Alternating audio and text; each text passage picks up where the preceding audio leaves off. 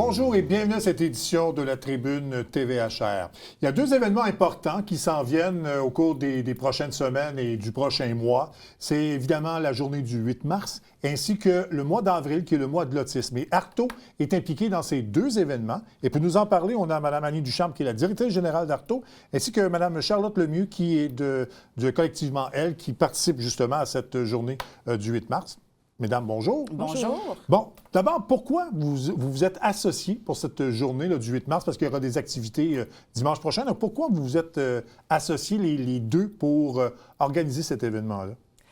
En fait, Arto organise une exposition dans le cadre du mois international des droits des femmes depuis 5 ans. C'est la 5e édition. Et on a un peu changé la façon de faire cette exposition-là pour amener du nouveau, pour célébrer la 5e édition.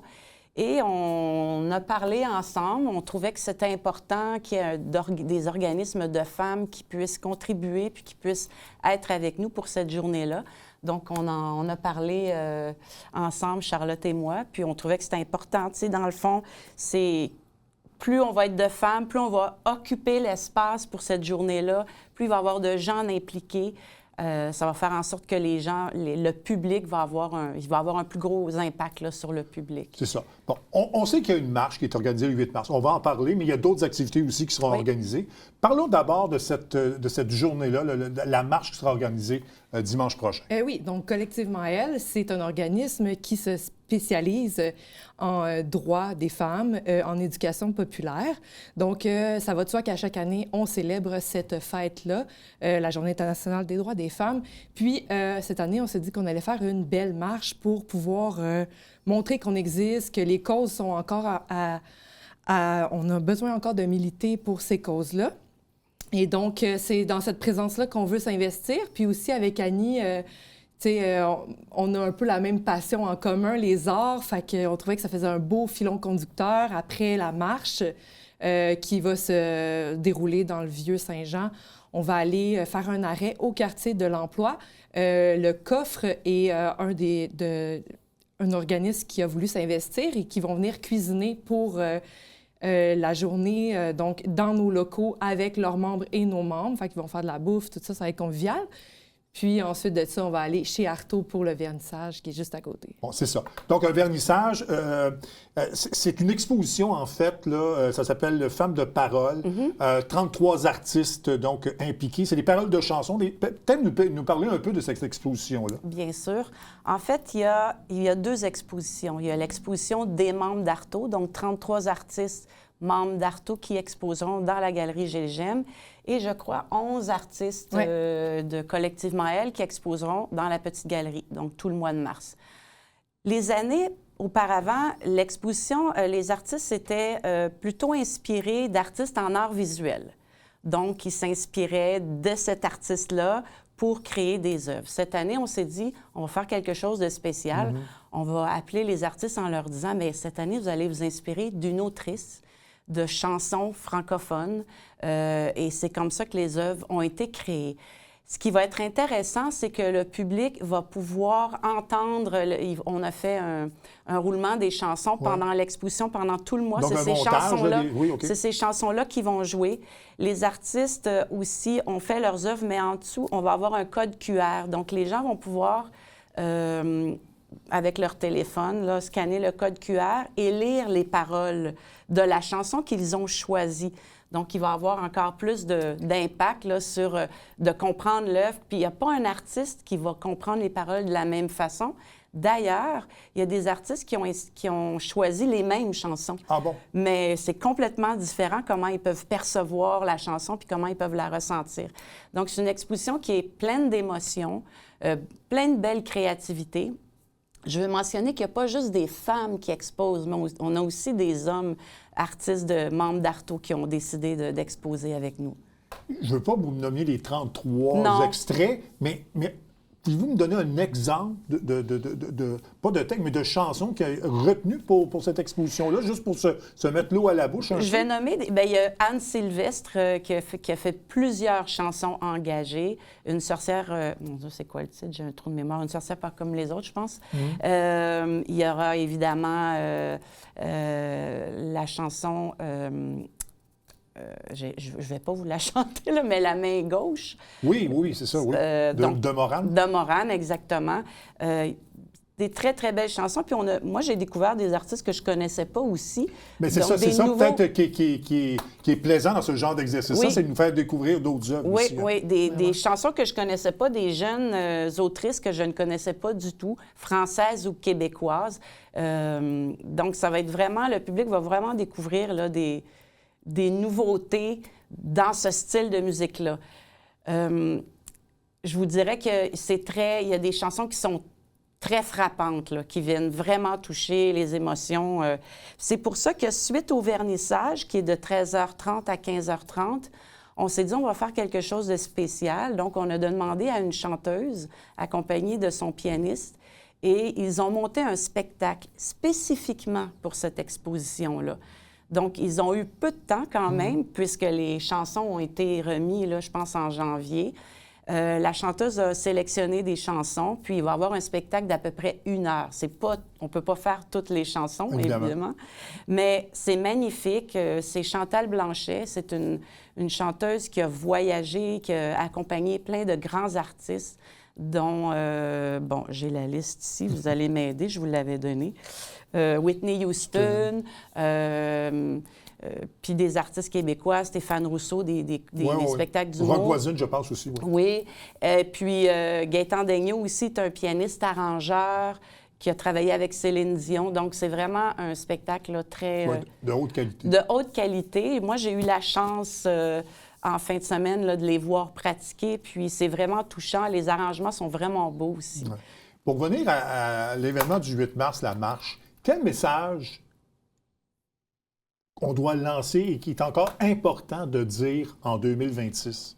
Qu'on est là pour se soutenir ensemble dans toutes les luttes qu'on maintient encore aujourd'hui, que ce soit, par exemple, la santé sexuelle des femmes qui est encore... on a du chemin à faire dans les établissements aussi. Il y a plein de choses qui sont méconnues, que ce soit au niveau du travail invisible, le salaire que les femmes gagnent dans la vie en général, on ne parle pas nécessairement... On parle des corps, mais aussi de charge qui n'est pas encore tout à fait égale, on conçoit.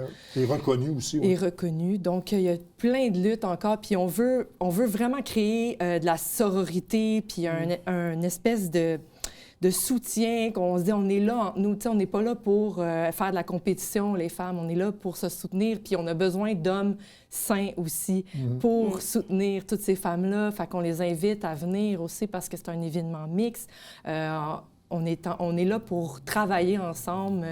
On considère qu'il n'y a pas personne qui doit être séparé, mais non, on doit être tous unis, là. Donc, il y a encore du travail à faire, même s'il y en a eu beaucoup, parce que on en parle de plus en plus, mais il y a encore beaucoup de travail à faire. Oui, effectivement. Et c'est pour ça que ces genres d'événements-là, en restant ludique, en s'amusant, on considère que ça adoucit puis ça rend les choses plus agréables. Bon. On va basculer maintenant au mois d'avril, parce que, Arto, vous êtes impliqué dans le mois de l'autisme. Il y a des activités que vous organisez pour l'occasion. Oui, en fait, il y a plusieurs années avant la pandémie, il y avait un projet que j'avais parti dans la région de Saint-Jean-sur-Richelieu. Puis, juste avant la pandémie, c'était rendu quand même assez gros.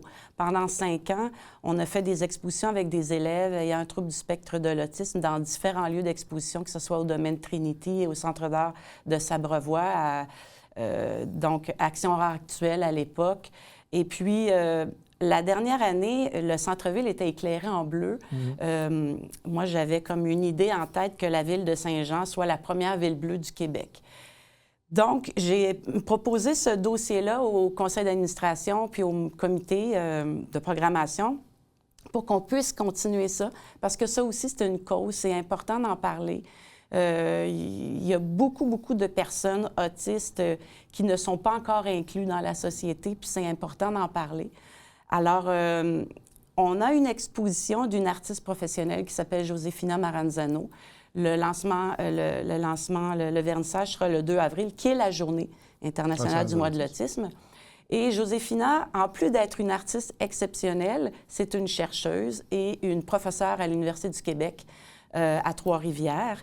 Et elle fait vraiment des recherches sur le cerveau, savoir comment ça fonctionne et tout ça, et comment le cerveau des personnes fonctionne pour voir un peu, qu'en partie, l'autisme, c'est juste ça. C'est juste qu'ils ont une autre façon de voir puis une autre façon de percevoir. Parallèlement à ça, ce qu'on a fait aussi chez Arto, c'est qu'on a invité des écoles et Joséphina est allée rencontrer les élèves du secondaire et du primaire, parler de son travail. Elle a apporté des vrais cerveaux, là. Les élèves étaient vraiment impressionnés. Parler de son travail et de ses recherches. Et ces deux classes-là, donc du primaire et du secondaire, c'est des classes du régulier avec des élèves TSA intégrés. Ils vont s'inspirer aussi de son travail et ils vont être exposés aussi en même temps que l'exposition qu'on a au mois d'avril. Donc, il y a deux écoles. Il y a l'école Marguerite Bourgeois, puis c'est Annie-Claude Paré qui est l'enseignante. Et l'autre école, je vais juste tourner ma page, c'est l'école des Préverts avec Stéphanie Bernier. Donc, ils ont adoré la présentation de Joséphina et vraiment, on n'a reçu que des commentaires incroyables. Les enfants étaient fascinés par son travail. Donc, le public va pouvoir vraiment découvrir comment les jeunes aussi ont perçu ça. Ouais. C'est ça qui est intéressant. Puis, parallèlement à ça, dans la petite galerie, c'est souvent pour les membres d'Arto. Lorsqu'on a des collectifs, c'est différent. On va avoir 2 membres d'Arto qui vont exposer. Pendant les 2 premières semaines, c'est Jonathan Dauteuil qui a un trouble du spectre de l'autisme, qui est un artiste multidisciplinaire incroyable, qui travaille le cuir, qui travaille le métal, qui travaille... Donc, on va avoir une partie pour lui pendant ces 2 semaines-là. Puis les 3 dernières semaines, c'est une membre d'Arto qui s'appelle Isabelle Goyette, qui va faire une exposition qui va s'appeler « Dans ma bulle ». Elle a une adolescente qui a un trouble du spectre de l'autisme. Elle le vit au quotidien. Donc, elle a créé des œuvres à partir aussi de comment sa fille voit l'autisme, comment son expérience, c'est quoi son expérience aussi de vivre avec un enfant qui a un trouble du spectre de l'autisme. Donc, ça va être vraiment tout le mois. Les gens vont pouvoir venir visiter. Et en plus, on a Projet Autismopolis que j'ai invité. Ils vont venir pendant le mois d'avril parler parce que c'est un organisme qui est peu connu et qui donne vraiment beaucoup de temps là, aux gens à s'intégrer dans le milieu du travail. Donc, ils vont venir faire un après-midi on va inviter le public à venir voir ce que c'est Projet Autismopolis puis à venir rencontrer aussi des jeunes adultes autistes. Oui, allez-y, continuez. Et pour conclure, cette année, on va avoir près de 25 commerçants. Le Pongouin, la Ville de Saint-Jean va participer. C'était ma question. Oui, j'ai pris de l'avance. La Ville de Saint-Jean va participer à Éclairer en bleu, donc l'Hôtel de Ville. Le pont sera éclairé en bleu. La cathédrale aussi sera... j'ai rencontré la responsable. Donc, la cathédrale va être en bleu et tout le centre-ville presque va être en bleu. Et chaque commerçant qui participeront à Éclairer en bleu vont avoir une petite affichette comme quoi on se tient pour cette cause-là. Puis c'est ça. Moi, mon fantasme, c'est qu'on devienne la première ville bleue du Québec. C'est une très, très bonne idée. Pourquoi ne pas rêver, hein? Exactement. Donc ça, c'est tout le mois d'avril. Donc, les gens qui se présenteront chez Arto vont pouvoir voir tout ce qui se fait pour le mois de l'autisme. Oui. Donc, on va rappeler en terminant donc cette marche dimanche prochain. Peut-être nous rappeler l'endroit et les heures. Dimanche prochain, on se retrouve au parc Jerry Boulet à 11h30. Ensuite, on va marcher dans le Vieux. On va aller dîner au coffre vers 12h30, puis ensuite, on se dirige directement chez Arto pour 13h30. Avec un accessoire mauve. Oui, c'est parce que c'est la couleur, idéalement. Du mois international des droits de l'autisme. Donc idéalement, avec du pour mauve. La marche. Pour la marche, oui. Pour la marche. Non, en fait, c'est la couleur des centres de femmes. Oui, c'est ça. Oui. En fait, mars et avril, ce sera mauve et bleu, c'est ça? Oui, exactement. Bon, parfait. Bien, merci beaucoup, mesdames. Bon succès pour ces événements. Et puis, au plaisir de se reparler. Merci beaucoup. On fait une courte pause et on revient tout de suite après.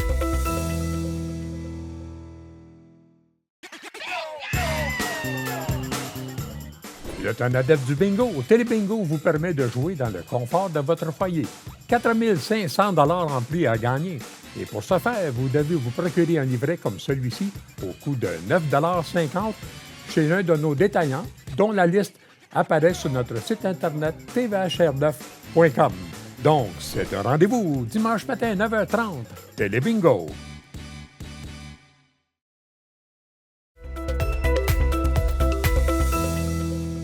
On le sait, Ottawa s'intéresse de plus en plus au secteur de la défense. Il y a même un programme, là, une stratégie d'investissement qui a été révélée il y a quelques jours à peine.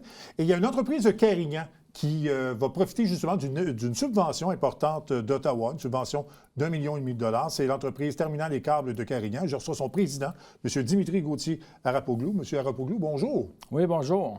Bon, alors, investissement donc d'1,5 million, c'est quand même important. Peut-être nous parler un peu là, de ce que ça va donner et de cet investissement justement à votre entreprise. Oui, essentiellement, l'investissement va servir à moderniser l'entreprise, une section de l'entreprise complète. L'entreprise fait 40 000 pieds carrés, puis on a 9 000 pieds carrés qu'on est après complètement réaménagé pour des nouvelles industries, nouveaux clients, entre autres. Donc, l'investissement sert à, si on veut, rendre ce 9 000 pieds carrés-là conforme à certains standards de fabrication qu'on a besoin de faire et l'achat d'équipements également pour réaliser ce qu'on a produit. Bon, peut-être pour expliquer aux gens un peu ce que vous fabriquez chez Terminal et Câbles. Oui, donc historiquement, Terminal et Câbles, depuis des lunes et des années, fabrique ce qu'on appelle du harnais électrique. Donc, j'ai amené avec moi un harnais électrique. Je ne sais pas si vous voulez que... Bien, tout à fait, ce serait intéressant. Je le montre un peu parce que les gens pensent des fois un harnais, ce style de truc qu'on prend pour laver des vitres ou se suspendre. Là. Donc, un harnais électrique n'est plus ni moins, c'est un assemblage de diverses composantes qui constituent en sorte que c'est des câbles conducteurs électriques avec des connecteurs aux extrémités. Puis ça sert à relier des systèmes entre eux. Donc, c'est ce qu'on appelle, dans le jargon de l'industrie, de l'interconnexion. Mm-hmm. Donc, on connecte des systèmes entre eux. Ça peut être un système de vision de caméra avec un système de télécommande ou quoi que ce soit. Donc, c'est un harnais comme ça peut avoir 200 pièces différentes à l'intérieur. On parle des connecteurs, des contacts qu'il y a ici, des gaines isolantes, de la colle époxy, des identificateurs et ainsi de suite. Et même à l'intérieur, il y a même des gaines de surtressage, là. Donc, c'est ça un harnais électrique. Bon. Donc ça, nous, on fait ça depuis des années. Ça fait 57 ans que l'entreprise existe. Donc, elle a été fondée en 1968. Et les fondateurs, essentiellement, c'était ça à l'origine. C'est ça qui a développé l'entreprise au fil des années. Puis là, aujourd'hui, avec ce 1,5 million-là, on rentre un peu dans un nouvel ère de l'entreprise. C'est-à-dire qu'on ne va pas juste faire du harnais électrique. Okay. On s'en va maintenant vers l'intégration de harnais électriques sur de la structure. Dans le cas présent, c'est de la structure spatiale. Donc, pour des satellites qui vont dans l'espace. Ouais. Et d'autres sous-composantes. Donc, d'où l'intérêt d'Ottawa d'investir dans votre entreprise, justement, dans toute la stratégie de défense là, annoncée il y a quelques jours. Oui. Donc, l'entreprise a pris un virage aéronautique en 2023. Donc, 2024, on a vraiment lancé l'aéronautique. Moi, je viens d'un background aéronautique, de par mon travail chez Bombardier Aéronautique il y a un certain temps de ça. Mm-hmm. Donc, c'était un peu naturel, la défense. L'aéro, c'est très entremêlé. Ouais, exact. Les spécifications militaires, les types de connecteurs qu'on utilise. Bref, il y avait beaucoup de similarités. Puis même que la norme qui est utilisée en défense et en aérospatiale, c'est Aerospace and Defense. Donc, c'est la AS 9100 qui est une norme qui est utilisée pour fabriquer des composantes qui sont destinées à l'industrie aéronautique. Donc, c'est deux industries qui se chevauchent, qui sont très près l'une de l'autre. Donc, nous, on a entrepris ce virage-là. Et en faisant aujourd'hui de l'aéronautique, ça s'applique également pour la défense, surtout le spatial. Ouais. Donc, un satellite peut autant servir à communiquer des images météorologiques et de la vision au niveau des territoires stratégiques, là, des applications stratégiques. Donc votre clientèle était surtout dans le secteur de la défense, jusqu'à l'annonce de la semaine dernière. Absolument, oui. OK. Donc, plus de 40 ans avec un client qui est General Dynamics à London, en Ontario. Eux, là-bas, ils font des véhicules qu'on appelle des... C'est comme des véhicules à 6 roues. Là. Ouais. Ça peut servir à du transport de personnel, de la défense. C'est des véhicules blindés très... Chaque véhicule pèse 80 000 livres. Avant l'entrevue, on disait, on ne sait pas si l'investissement est vraiment relié au programme qu'Ottawa a annoncé, mais il n'y a pas de hasard parce que ça a été annoncé quelques jours après l'annonce.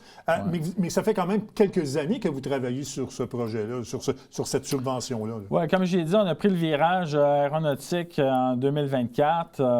On a grandi dans ce marché-là. Et puis là, avec un client principal qui est MDA Space, qui est MDA, de Sainte-Anne-de-Bellevue, où ils ont gagné des gros contrats au niveau d'une entreprise canadienne qui s'appelle Telesat, mais également d'autres clients. Eux ont développé une technologie qui est des satellites de basse orbite. Puis aujourd'hui, le monde des satellites, c'est un monde de constellations. Ouais. Donc, on lance des centaines de satellites dans l'espace. Donc, ça devient des gros contrats avec de la production de satellites à haute cadence. C'est plus comme on fait un satellite par année à 240 millions du satellite. Maintenant, c'est plusieurs satellites qui doivent être livrés à chaque semaine. Oh, à peu près. Donc, on parle d'un virage et puis notre client était pris avec sa chaîne d'approvisionnement, avait besoin de capacité pour rencontrer tout ça. Et c'est là que nous, on était déjà en discussion avec eux depuis un certain temps. On a été approuvé comme fournisseur de cette compagnie-là il y a plus de 2 ans de ça. Et là, le timing était parfait. Donc, on a embarqué sur le projet et la nécessité de l'investissement dans l'usine était pour fabriquer pour eux, parce qu'on ne parle pas de fabriquer des trucs simples, c'est quand même assez complexe. Donc, il fallait vraiment remoderniser l'usine, tout changer de bout en bout. Notre usine de Carignan, c'est une usine qui a 57 ans d'existence, donc il y avait beaucoup de trucs à améliorer. Là, je veux dire, c'est une usine qui n'avait pas eu vraiment d'investissement récent. Alors, on est très, très, très heureux que le fédéral se soit pointé pour nous aider et relancer la compagnie dans une toute autre direction à vitesse grand V. Là. Bon. Donc parler d'investissement à l'intérieur, est-ce que vous allez agrandir l'usine? Est-ce que vous allez embaucher plus d'employés? Est-ce que, évidemment, si vous augmentez la production, évidemment, il va y avoir de l'embauche? Oui, absolument. Donc, fait paradoxal, on entend parler de défense partout. M. Carney est très volubile à ce sujet-là et son entourage. Mais par contre, ce qu'il faut comprendre, c'est que certains secteurs n'ont pas eu les investissements nécessaires ou peuvent profiter des investissements à court terme. Donc, notre client principal, qui est General Dynamics à London, en Ontario, ils sont en lay-off en ce moment. Ils ne sont pas en pleine cadence, en gros volume de production, mais pas du tout, parce que les annonces ont été principalement faites dans le naval, des chantiers maritimes. Là, on entend parler des sous-marins. Ouais. Il y a eu aussi dans l'aéro avec des hélicoptères, la frontière canadienne avec les États-Unis avec des drones. Donc, il y a beaucoup d'argent qui a été mis là, mais notre client principal à nous, il a besoin de contrats. On sait qu'il y en a qui s'en viennent bientôt, mais là, en ce moment, il est en attente. Donc, nous, c'est notre client principal, donc on le suit. Donc, on a été vraiment en baisse de charge. Donc, historiquement, Terminal et Câbles est dans un creux. Et grâce à ce contrat-là de notre client, de nouveau client, qui est devenu presque au même niveau que notre client historique, qui est General Dynamics, donc avec MDA Space, on va créer 40 emplois. Bon, parfait, tant mieux. On va créer 40 emplois. Oui. Donc, vous dites que ça fait 57 ans que l'entreprise existe, mais il y a quand même eu un tournant important il y a quelques années lorsqu'un groupe d'investisseurs autochtones s'est porté acquéreur de l'usine. Peut-être nous parler un peu de ce qui a amené justement ce changement de propriétaire et l'importance de ce groupe d'investisseurs pour l'entreprise. Oui, absolument. Donc, l'entreprise historique à Carignan, sur le bord de la rivière L'Acadie, un site magnifique, essentiellement, cette entreprise-là était détenue par des intérêts privés. Donc, c'est la famille April, Pat April, qui avait racheté ça d'un monsieur Millette il y a 57 ans de ça. Et par la suite, Marc, son fils, a pris la relève en 2008. Et notre client principal voulait que Terminal et Câbles se diversifie. Donc, il est à 90 dépendant du client principal, General Dynamics. Et General Dynamics a dit à Marc April, écoute, il faut que tu diversifies. Donc, naturellement, Marc est en discussion avec un autre fabricant d'harnais électriques, qui, lui, son client principal, c'est Electrolux, qui l'a forcé à se diversifier lui aussi. Donc, les deux ont décidé de faire une fusion. Donc, Terminal et Câbles est devenu Terminal Câbles Prodam, TCP. Et les deux entrepreneurs ont mené l'entreprise jusqu'en 2022 où ils ont décidé de mettre l'entreprise en vente. L'entreprise a été rachetée par un groupe international qui est basé au UK, en Grande-Bretagne. Et eux, ils ont comme 30 usines dans le monde, dans plus de 15 pays. C'est 1 milliard de chiffre d'affaires, 15 000 employés. Et ils voulaient acheter de la capacité de production au Mexique. Parce que Prodam avait de la capacité de production au Mexique. Donc, ils ont fait une offre. Les deux entrepreneurs ne voulaient pas vendre un ou l'autre. Ils voulaient vendre les deux, l'entreprise de Carignan et celle du Mexique, ensemble. Donc, le géant Volex n'avait pas le choix d'acheter les deux pour avoir sa capacité au Mexique. Mais en réalité, il était plus ou moins intéressé par Carignan. Il y avait des espoirs, mais ils n'ont jamais mis d'investissement. En fait, ils n'ont pas démontré beaucoup d'intérêt à développer l'entreprise. Non. D'accord. À part le président, Nat Rothschild, qui est de la famille Rothschild d'ailleurs, qui est très, très, très impliqué, là, qui a de l'intérêt parce que sa famille, qui est du côté de sa mère, sont de Montréal. Donc, lui manifestait de l'intérêt, mais en bout de ligne, c'est l'argent. Elle fait-tu de l'argent, elle ne fait pas de l'argent. Puis l'industrie de la défense, c'est cyclique. Là, on rentre dans un beau cycle, mais il était dans un cycle. Alors là, ces géants-là, dans le monde, ils achètent des business un peu comme les courtiers achètent des actions à la bourse. Ça fait de l'argent, on la garde. Ça ne fait pas d'argent, on la vend. Donc là, ils ont décidé il n'y avait plus d'intérêt pour l'entreprise de Carignan, la division de Carignan, parce qu'on était en baisse de volume à cause de notre client principal. Notre client principal ne voulait pas nous perdre, est devenu super inquiet que Volex décide de ne plus garder Thernalécam. Donc, et eux, en plus de ça, avec le gouvernement fédéral, étaient prêts avec des obligations autochtones. Donc, dans tous les contrats récents des 2 dernières années, le fédéral met dans leur contrat des obligations autochtones. 5 % en général. Donc, ils avaient ces obligations-là, cherchaient des fournisseurs qui pouvaient répondre à ça, puis là, ils sont allés chercher, ils connaissaient déjà le groupe PFN, Pasqua First Nation de la Saskatchewan, c'est un groupe d'investissement autochtone. Donc, ceux qui sont arrivés et ont proposé ce mariage-là avec PFN. PFN a acheté 51 % de Thernalécam. Volex, le géant Volex, est resté à 49 %. Et donc là, aujourd'hui, on se qualifie à majorité détenue par une entreprise autochtone. Donc, c'est ça un peu l'histoire. Bien, merci de nous l'avoir raconté. Bonne chance, bon succès pour l'entreprise. Et puis, on va suivre vos activités, bien sûr, de très près. Bien, je vous remercie beaucoup de m'avoir invité. Merci d'avoir accepté l'invitation. Merci. Voilà, ça complète cette édition de la Tribune TVHR. J'espère que ça vous a plu. Au revoir, mesdames, messieurs.